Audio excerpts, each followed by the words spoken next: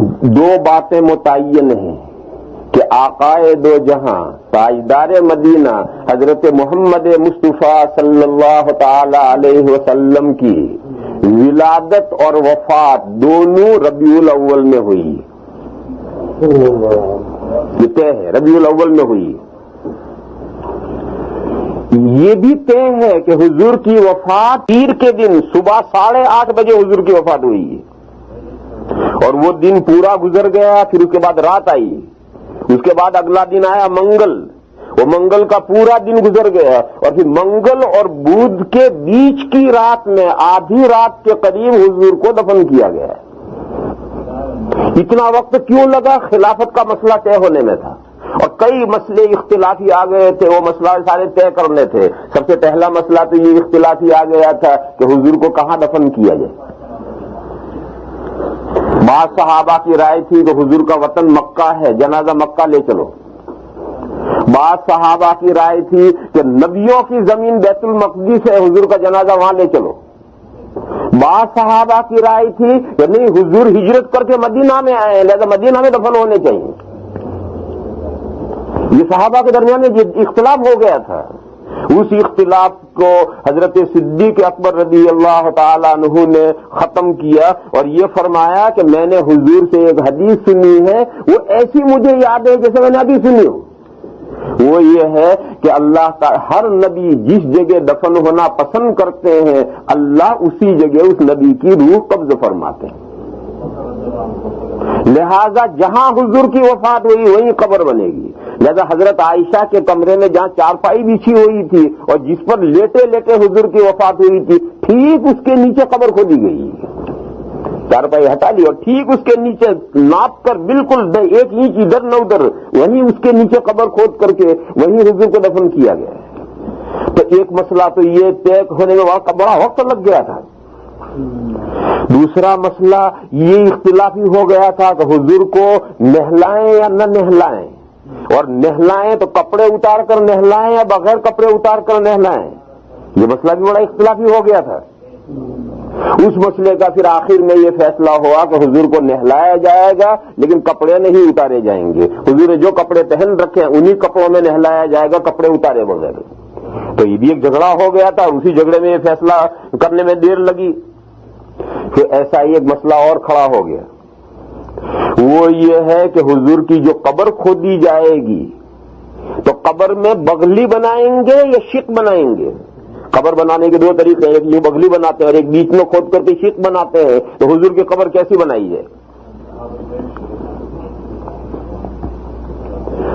قبریں دونوں طرح کی بنتی ہیں اور ساری دنیا میں جیسی زمین ہو اور زمین کے تقاضے ہو اس کے اعتبار سے بغلی بھی بنا سکتے ہو, شق کی بھی بنا سکتے ہو, دونوں طریقے جائز ہیں. لیکن حضور کے لیے کون سا طریقہ اختیار کیا جائے؟ اب اس کے لیے بڑا جھگڑا کھڑا ہو گیا, کیسے فیصلہ کریں. آخر فیصلہ یہ کیا کہ مدینہ میں ایک صحابی بغلی بنانے کے ماہر تھے اور ایک دوسرے صحابی شق بنانے کے ماہر تھے. تو طے یہ ہوا کہ 2 آدمی فوراً روانہ کرو, ایک ان کو بلانے کے لیے اور ایک ان کو بلانے کے لیے. دونوں میں سے جو پہلے آ جائے وہ اپنا عمل کرے. بغلی بنانے والا پہلا آ جائے تو حضور کی قبر میں بغلی بنائی جائے, اور شق بنانے والا پہلے آ جائے تو وہ شق بنائے. چنانچہ 2 آدمی فوراً روانہ ہوئے. وہ جو بغلی بنانے والے صحابی تھے وہ تو گھر ملے اور آدمی نے جا کے اطلاع کی, وہ فوراً آ گئے. اور وہ شق بنانے والے جو صحابی تھے وہ گھر ملے ہی نہیں. آدمی خالی ہاتھ واپس آ گیا کہ حضرت ابو عبیدہ تو نہیں. وہ حضرت ابو عبیدہ بن الجراح تھے جو عشرہ مبشرہ میں سے ہیں, 10 صحابہ میں سے جن کو جنت کی خوشخبری دی گئی تھی. وہ شق بناتے تھے. اور حضرت ابو طلحہ انصاری وہ بغلی بناتے تھے. تو حضرت ابو طلحہ انصاری گھر ملے اور وہ بلائے اور وہ آ گئے, اور حضرت ابو عبیدہ گھر ملے ہی نہیں. یوں اللہ نے آٹومیٹکلی فیصلہ کر لیا اور حضور کی قبر میں بغلی بنائی گئی.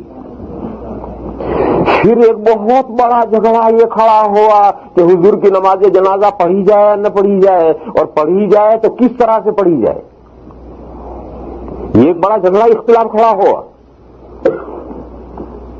اس میں حضرت ابو بکر صدیق رضی اللہ تعالیٰ عنہ نے فیصلہ کیا کہ وہ امیر المومنین تھے تو آخری فیصلہ انہی کا ہوتا تھا. تو انہوں نے یہ فیصلہ کیا کہ حضور ہی امام ہیں, زندہ تھے تب بھی حضور امام تھے اور اب وفات کے بعد بھی حضور ہی امام ہیں.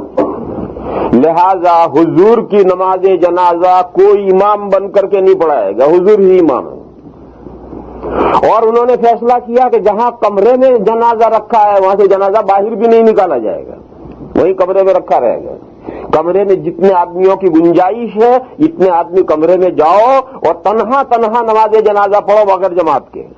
ہر آدمی جاتا تھا اور تنہا نماز جنازہ پڑھ کر 8-10 آدمیوں کی اس میں گنجائش تھی تو 8-10 آدمی گئے، انہوں نے جنازے کی نماز پڑھی اور وہ نکل آئے، تو دوسرے 8-10 گئے، انہوں نے تنہا نماز پڑھی، وہ نکل آئے، تو اگلے 8-10 آدمی گئے۔ اسی طرح سے ایک وقت تک لمبے، چھوٹا سا کمرہ ہے، اس چھوٹے سے کمرے میں 8-10 آدمیوں کی گنجائش ہے اور ایک ہی دروازے سے جانا ہے، اسی میں نکلنا ہے، تو جو گئے ہیں نماز پڑھ کے نکلیں گے، جبھی دوسرے جائیں گے۔